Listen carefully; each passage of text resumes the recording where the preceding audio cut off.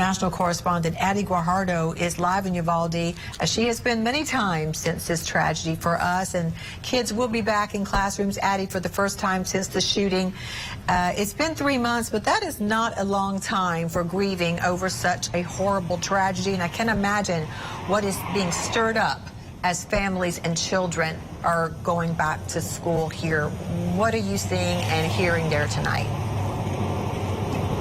Well, Natalie, in less than 24 hours, parents are going to be dropping off some of their most precious cargo here at school. And they've expressed anxiety, fear. One student even said she's excited for the new school year. The delayed start to classes bought the school district time to implement some of their security plans, including this fencing right here, about 8 feet tall. But the work isn't complete. Just today, we visited Flores Elementary School. Take a look at that school.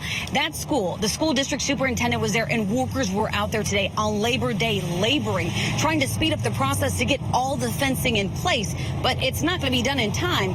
Fencing, families say, should have been done before the first day of school.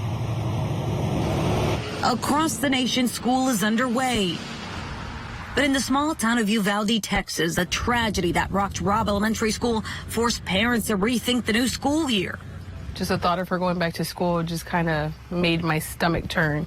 Priscilla Rubio's 10-year-old daughter was in class when a gunman walked in and killed 21 people. She remembers the noises she heard. She remembers the crying. I asked her how she felt and if she felt comfortable going back to school. And she just said, I don't know. I don't know, Mom. I don't know. Seeking peace of mind and safety reassurance, Rubio switched her 2 kids from a public to a private school that invested $1.5 million to kick off the new school year on things like a new security system. This was the first school that I knew about that was making changes right away after the tragedy. Sacred Heart Catholic School in Uvalde enrollment doubled this fall compared to last year. I don't know about anybody else here, but when you drive up to the high school, does anybody see anything different? Laura Garza, a mother of 5, raised concerns at a recent school board meeting. Her children attended Uvalde CISD last year. Are they going back to school here? No. Why is that? I just don't feel like there's enough changes, and I don't think they're anywhere near ready. Garza enrolled her kids in a new school nearly an hour away from home. For some students, the decision to attend school in person may come down to the wire. I'm still kind of deciding. Jasmine Cázares is a senior this year. I was in the black box when I got the call saying my sister was being rushed to the ER. I didn't know the extent of anything. She lost her little sister, Jackie Cázares, in the mass shooting. Cázares ruled out private school and is not sure virtual learning is a good fit. I kind of really just want to go back because, of course, it is my senior year. And I want to have that experience because my sister's never going to be able to have that experience. An experience that's left her parents on edge as Uvalde CISD gears up for the first day of school. Do you feel comfortable sending your daughter back to school? No, of course I don't. You know, it's my last daughter. Yeah. This year, the Uvalde district assigned more than 30 Texas Department of Public Safety officers to various schools, added counselors, and ordered 500 new security cameras to be installed.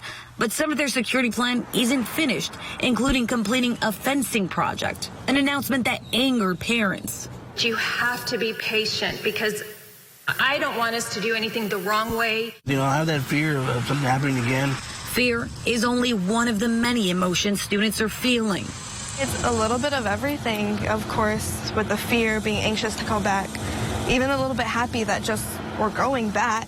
If there is one sliver of comfort, I hear crying, laughing. I see people's dreams. Rubio says her daughter, who started her Catholic school classes in August, is excelling, even expressing her thoughts and feelings through art. To her, it means that this is what heaven would look like for her. And this is the rays of sun, her friends, shining down on her. Now the school district announced that they are dedicating this school year to the 19 children, 2 teachers, and anyone injured in this tragedy. Now, out of respect for this community and the families, Newsy will not be reporting live outside any of the schools students will be attending. Natalie.